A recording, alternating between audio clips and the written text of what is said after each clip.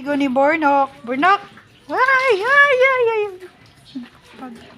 Bornok! Hindi ako lalabas, Bornok. Naghihintay ng paglabas ko. Kasi lalabas siya. Ay! Ang sarap! Sarap? Masya lap? Parang hindi naman nababasa. Ano, waterproof ba yung balahibo mo, Bunso? Ha? Waterproof. Halika dito. Halika dito. Hey! Tingin nga, parang hindi nababasa yung iaangat niya din yung ano niya. Angat, angat, angat. Ayan. Uy. Sarap. Sarap. Huwag ka nakaabang sa gate. Dali na. Lagi nakaabang sa gate pag lalabas. Alam niya na lalabas ako. Tatakas yan kay nanay. Hindi pwede. Doon. Doon. Isa daw. Ako malunggay. Hindi tayo malunggay. Hindi tayo malunggay. Hindi tayo dito. Putol tayo ng malunggay. Right. Kapitbahay. Ito. Likuran. Si nanay. Ha? Ito. Bakod pala. Ito binibenta. Ito binenta. Dito namatay yung anak niya. Ayun, palang yung atin, Yun yung likod ng sa amin. At yun nga, after ko kumuha ng malunggay dun sa kapitbahay kila Ma'am Vicky, magluto tayo ng ating lunch for today's video. So, ang ating lunch, ito yung manok na binili namin dun sa may kila Konsehal, murang-mura lang. At hinati nga namin sa 3, yung 2 buong manok na nabili namin. At iyan na nga, so mag-magic na tayo dito para mabilis. Sayote at yung malunggay na kinuha ko doon kila Ma'am sa aming kapitbahay. Gisa tayo ng, yan. Inuuna ko is yung bawang, pagkatapos sibuyas at luya. Pero iba-iba naman tayo ng way ng pagluluto ng tinola. Yung iba nga naglalagay pa ng kamatis. Sa amin hindi kami naglalagay ng kamatis. At yung iba inuuna yung sibuyas kaysa sa bawang. Kami is nauna yung bawang. So, yan na nga. Ginisa ko lang siya. Hindi ko siya sinunog. Siyempre, tinoasted yung bawang. Dahil mamaya, ma-toast pa yan. At tostahin lang natin ng konti yung luya para lumabas yung aroma niya. At medyo may anghang. Dinamihan ko rin yung luya sa pagisa ng tinola. Then, nilagay ko na yung chicken. Hindi ko muna siya nilagyan ng sabaw. Kasi ang mangyayari niyan, magsasabaw siya ng kusa. Magtutubig. At hanggat lumabas yung kanyang sariling mantika rin, tsaka ko lang siya ilalagyan ng 3 mangkok ng tubig. Ganun po kami mag-tinola. Masarap sana dyan kung may yung tanglad, pampabango lalo ng tinola. At minsan naglalagay din ako ng atswete para may kulay naman yung ating nilutong tinola. Pero wala akong atsweteng nabili, nakalimutan ko. Kasi kung ano lang yung nasa bahay, yun lang din yung napag-isipang iluto. Yan nga, may sayote kami, may luya, yan, manok. Tapos kumuha na lang ako ng malunggay, 'di ba, sa kapitbahay, hindi na kailangan bumili. At yan, takpan lang natin. So after 5 minutes po, binalikan ko yan. Ayun na nga, nagtubig na siya ng kusa. So mas okay yan. Kasi nilagyan ko rin siya ng asin na para manuot yung lasa ng asin do sa may laman. At sa paggisa po nito, mamaya tikman natin pag-add natin ng tubig. Kasi alam ko tatabang yan kasi konting asin lang po yung nilagay natin. So ang ipanglalasa natin sa kanya is paminta. Lagyan natin ng pamintang pino at patis po. Patis ang mas malasa na ilagay, pampaalat ng tinola. Hindi ko rin siya aalatan masyado kasi nga, since may patis kami, at si tatay mahilig yan magsawsaw ng patis na may sili. Masarap nga naman ang kain, di ba? Pag may sili, lalong nakakagana ng pagkain. Yung appetizer kasi yung maanghang. At yan na nga po. Takpan lang uli natin yan after kung malagyan ng tubig. Kasi hindi na mga siguro 5 minutes lang uli na pagkulo. Pagkatapos niyan, lagay na natin yung gulay, which is yung sayote, at sabay na natin yung ceiling green. Kasi malambot na manok naman to, hindi na kailangang ilaga ng ilang oras. Unlike sa kal na manok, yung parang native, yung puting manok, matigas talaga yung ano niya, pero mas malasa yon. Para siyang native, matagalang pakulo ang kailangan doon.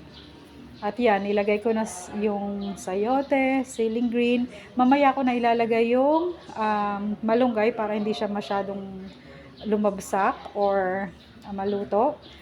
Bago ko patayin yung apoy, tsaka ko lang siya ilalagay mamaya. At napakasarap po ng tinola, no? Kahit mainit yung panahon, ang sarap pa rin humigop ng sabaw. Lalo na alam mo, healthy yung kakainin mo. May malunggay, syempre ang malunggay, alam po natin na napaka daming benefits, health benefits ang maibibigay sa atin ng malunggay. At kaya, yun, pakakainin ko rin yung mga bata. Hindi sila kailangan mamili. Kung ano yung papakain natin sa kanila, kakainin nila yan. Yun lang po.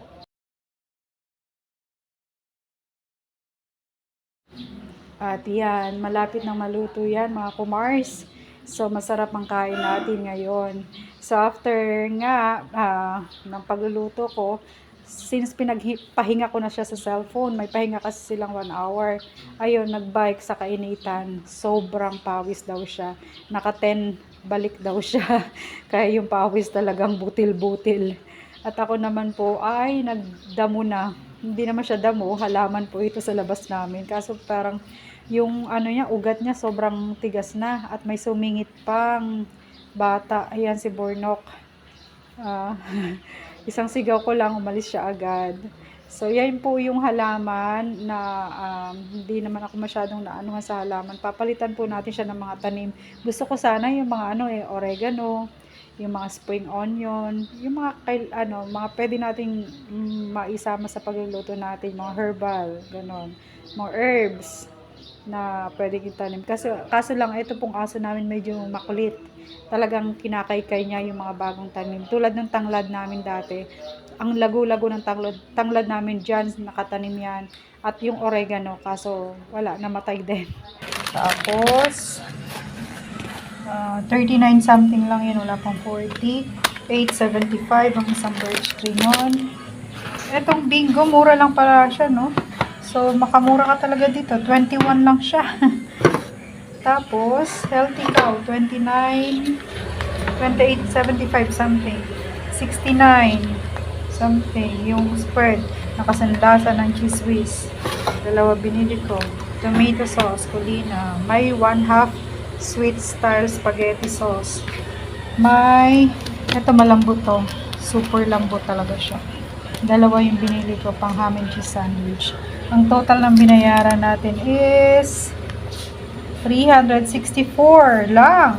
50. Diba? At after ng pamimili natin sa Dali, magluto tayo or mag-bake tayo ng cheese roll. At eto nga, kailangan lang natin ng 1 egg, 1/4 cup ng sugar, 1/4 lang ginamit ko dyan, white sugar or wash, kung anong meron kayo dyan sa bahay. At gagamit din tayo ng 2 teaspoon of yeast. Meron ding 1 cup ng fresh milk or evap. So, evap ang ginamit ko, yung binili ko nga sa Dali. At 3 cups ng all-purpose flour. Pwede na yung third class dyan. Yan ang gamit ko. So, after ng pagmamasa, hindi ko na napakita sa inyo. Medyo sticky nga yung nagawa ko pero okay lang yan. So, after an hour, nirest ko lang siya for 1 hour. Tapos, after nyan, yan na nga, niroll ko na siya, nilagyan ko siya ng cheese sa loob. At nag-preheat na rin tayo ng oven natin. So, ang gagawin natin is 15 minutes lang yung pagluluto ng ating cheese roll sa 160 degrees Celsius. At yung up and down na oven ang ginamit ko. At yan na yung kinalabasan ng ating cheese roll. Hindi ko siya pinahira ng sa taas ng egg yolk or evap. Kaya maputi lang siya. At gagamit din tayo ng milk powder, yung birch tree na binili ko sa Dali. So, yan na nga, natapos na, nabawasan na. Ito yung sa akin. At syempre, tiki man time na with Dodong. So, si nanay meron din. Yan. At yes, sarap na sarap naman sila. Ubus naman agad yung ginawa ko. Bali nakaano lang ako, 13 pieces lang ng ano, sa isang ingredients. Tatlong cups lang kasi ng flour yung nagamit ko. Kinulang pa nga eh. Bali, ang nagamit ko lang is 2 and 3/4 lang na flour kasi yun na lang yung flour na available ko. So, yan. Nagtikiman na nga. At yung cheese makikita nyo sa loob. At si Dudong, sarap na sarap. At si Nicolay. At syempre si Kuya Ravin. Nakatatlo si Kuya.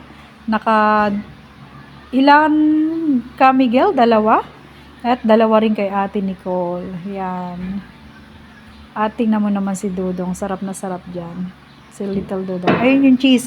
Yung cheese na ginamit natin is yung Magnolia Cheesy. Masarap po siya. Kahit hindi siya melted. Pero malinamnam ang lasa ng Magnolia. At yung maliit na is 45 pesos sa grocery. Binili ko. Siyempre sa tindahan, expect nyo na medyo mahal sa 45 pesos. Kasi may tubo rin naman sila doon, di ba? At napakalambot po ng tinapay na yan, soft. Yun nga, 15 minutes lang natin niluto. At yan na nga, finish. Yan dalawa na yan, natitira, yan na yung